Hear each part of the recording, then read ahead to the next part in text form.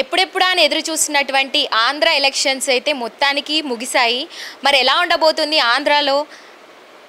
ఒకవైపు కూటమి అంటున్నారు, మరోవైపు వైసీపీ. అంటే మన హంగొచ్చే ఛాన్స్ ఉందా, లేకపోతే ఏంటి అసలు? ఈ అంశం మీద మాట్లాడదాం సార్తో.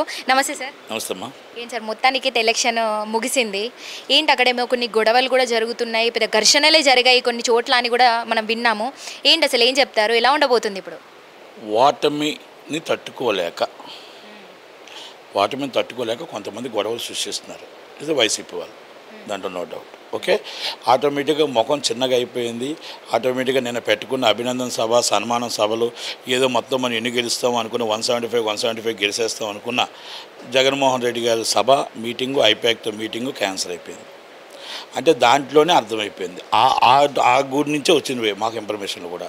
మేము ఓడిపోతున్నాం. ఓకే, నిన్న గ్రౌండ్ లెవెల్లో మేము మొత్తం 15 రోజులు బట్టి గ్రౌండ్ లెవెల్లో శ్రీకాకుళం నుంచి అప్ టు పిఠాపురం దాకా తిరుగుతున్నాం. మాకు 15 రోజుల ముందు కొంచెం మేము నువ్వేనని తప్పు ఉంది. మళ్ళీ 2 రోజుల ముందు మాకు వేవ్ వచ్చింది. విజయనగరం అసలు యాక్చువల్గా మా అలాగ 60 మాకు 40 అనుకున్నాం. అలాంటిది 100% వేవ్ వచ్చింది. అక్కడ బొత్స సత్యనారాయణ గారు ఓడిపోతున్నారు, గొడగట్ల వీరభద్రస్వామి ఓడిపోతున్నారు. మాకు నిన్న వచ్చిన ఇన్ఫర్మేషన్లో. అంటే ఓకే, ఎవరిది ఏమైనా ఎవరి ఆశలు వాళ్ళకు ఉంటాయి.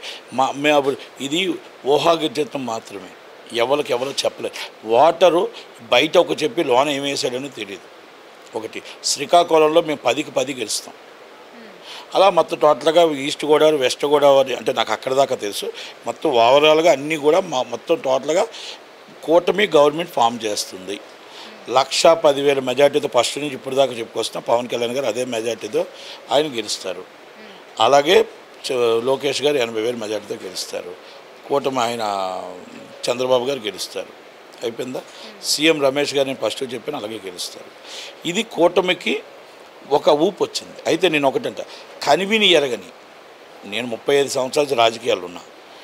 ప్రపంచంలో 70 లక్షల మంది వచ్చి ఉదయం 7:30కే 300-400 మంది కాపలాలు కాసి మొత్తం టోటల్గా రోడ్డు మీదకి వచ్చి రాత్రి 2 దాకా పోలింగ్ జరిగింది ఏది ఉందంటే ప్రపంచంలో ఇదే ఫస్ట్ టైం. ఇక్కడ బస్సుల నుంచి వెళ్ళిన వాళ్ళు అవ్వచ్చు, లేకపోతే ఫ్లైట్లు ఓన్గా పెట్టుకున్న వాళ్ళు అవ్వచ్చు, కార్లు అవ్వచ్చు, ఏమైనా అవ్వచ్చు, ఒక కసితో ఒక పాలన పోవాలి అన్న ఆలోచనతో వచ్చి ఓటేశారు. నేను ఎందుకంటే ప్రతి గ్రౌండ్లో అందరిని అడుగుతూ వెళ్ళాను, ప్రతి ఒక్కరిని వెళ్ళి అడిగాను. ప్రతి ఒక్కరిని కూడా ఏమైనా పథకాలు ఒకటి పనికొచ్చాయా లేకపోతే ఏంటని అడిగి వెళ్ళాను. ఓకే, ఏది ఏమైనా ఇప్పుడు వాళ్ళు రాష్ట్ర దాకా మేమే గెలుస్తామని వాళ్ళు అనుకుంటారు, మేమే గెలుస్తామని మేము అనుకుంటాము. జూన్ 4వ తారీఖు నాడు ఉదయాన్నే 12 గంటల కదా రిజల్ట్స్ వస్తాయి. జూన్ 9 తారీఖు 10 తారీఖు ప్రమాణ స్వీకారం చేస్తారు. ఇది నో డౌట్. అయిపోయింది కదా. ఇక్కడ ఎవరు ఎలా గెలుస్తారు ఏంటని పక్కన పెట్టేస్తే ప్రేక్షకులు ఒక అభివృద్ధిని కావాలనుకున్నారు. ప్రజలు ఒక నిర్ణయం తీసుకున్నారు. మనకు ఒక రాజధాని కావాలనుకున్నారు, పోలవరం పూర్తి కావాలనుకున్నారు, ఇన్ఫ్రాస్ట్రక్చర్ కావాలనుకున్నారు, అలాగే ఉద్యోగాలు కావాలనుకున్నారు. కనుక అందుకనే ప్రభుత్వం వ్యతిరేకత 82% ఎప్పుడైతే వచ్చిందో వ్యతిరేకత వచ్చి అపోజిషన్ పార్టీ గెలుస్తుంది. ఇది మనం ఫస్ట్ నుంచి మనం అనుకుంటుంది. 65% లోపు వస్తే 100% వైసీపీ గవర్నమెంట్ ఫామ్ చేస్తుంది. 76% అనుకున్నాం మేము, 82% వచ్చింది.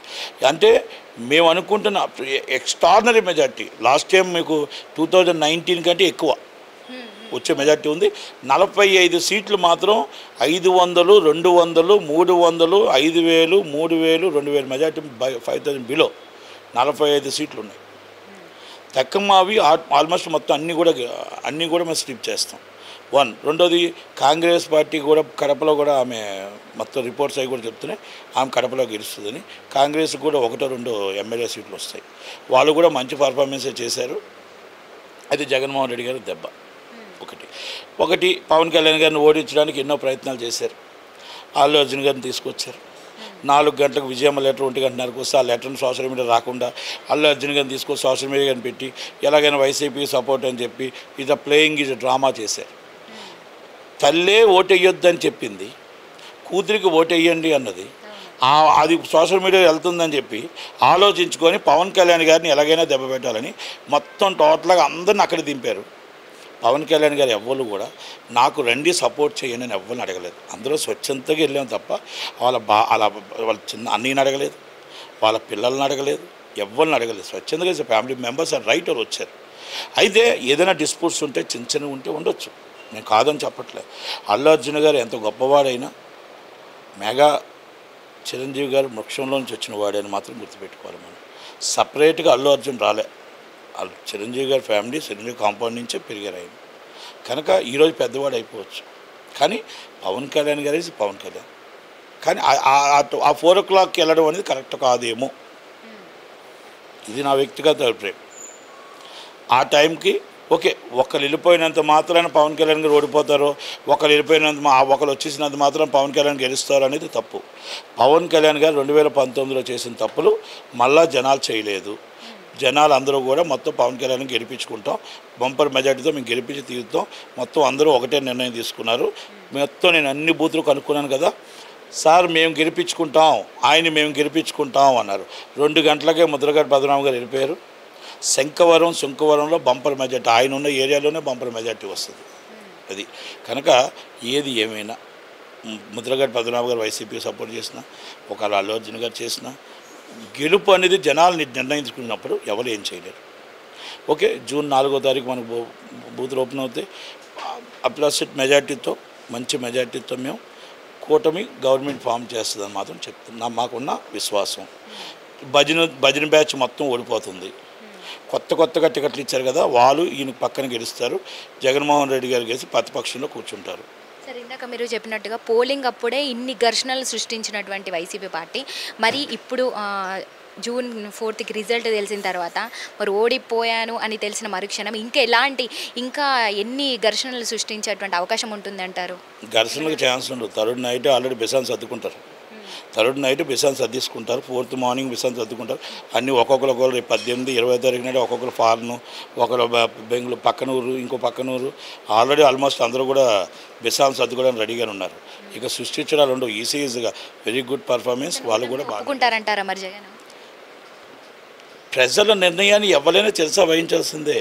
ప్రజల నిర్ణయానికి కేసీఆర్ గారు చిరస వహించలేదా? ఎవరైనా చిరస వహించవలసిందే. అందుకే అంటారు, అహంకారం పనికిరాదు, ముళ్ళ కంచెలు పనికిరావు. నువ్వు ముద్దు పెట్టి పాదయాత్ర చేసుకొని అక్క నాకు ఓటేయండి, అమ్మ నాకు ఓటేయండి అని అడిగావు. ఈరోజు హెలికాప్టర్లో ఎదిగావు, నువ్వు బస్సుల్లో తిరిగావు. మమ్మల్ని 5 సంవత్సరాలు నీ ఇంటి చుట్టూ దరిదాపులు రాకుండా 1/2 కిలోమీటర్ మమ్మల్ని ముళ్ళు కంచెలు వేసావు. మా ముళ్ళు కంచెలు ఏంటో, మా చేతిలో ఆయుధం ఉంది, అది ఎంపీకి ఎమ్మెల్యేకి. ఆ ఆయుధంతో మేము చూపిస్తాం. 5 సంవత్సరాలు నువ్వు రానివ్వలేదు. ఈసారి మేము రాణిస్తామో లేదో మేము నిర్ణయించుకుంటామని ప్రజలు నిర్ణయించుకున్నారు. ఇది మన నిర్ణయం కాదు. కనుక అందుకే గెలిచిన వాళ్ళు ఎవరైనా, ఎమ్మెల్యే అయినా, ఎంపీ అయినా, వాళ్ళు చీఫ్ మినిస్టర్ అయినా తెలుసుకోవాల్సింది ఏంటో తెలుసా? ఈరోజు ప్రజల దగ్గరికి మనం వస్తున్నాం. 5 సంవత్సరాలు వాళ్ళకు దూరం అయ్యి మన 3 పియ్యను పెట్టి, అక్క మా పియ్యలు వచ్చి సార్ బిజీగా ఉన్నారంటే నీకు మళ్ళీ 5 సంవత్సరాల తర్వాత నిన్ను బిజీ చేసేస్తారు వాళ్ళు ప్రజలు.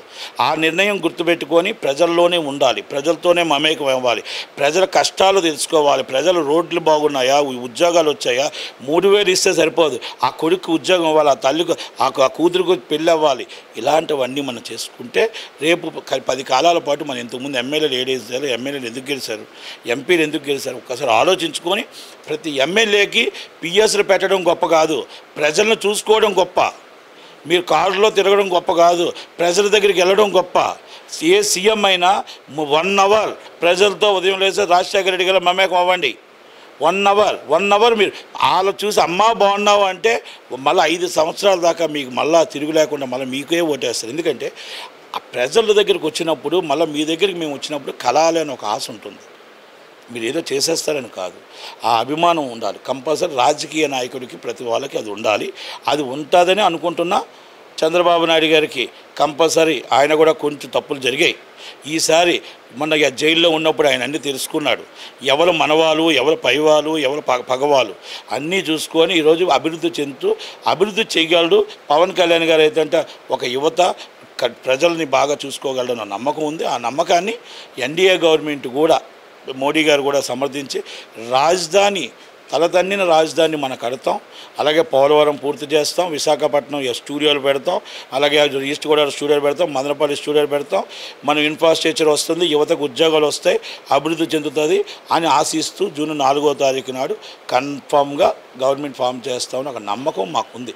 ప్రజల దగ్గర కనుక్కున్న నాడి బట్టి మేము చెప్పగలుగుతున్నాం తప్ప అంతకన్నా మేమేం చేసేది లేదు.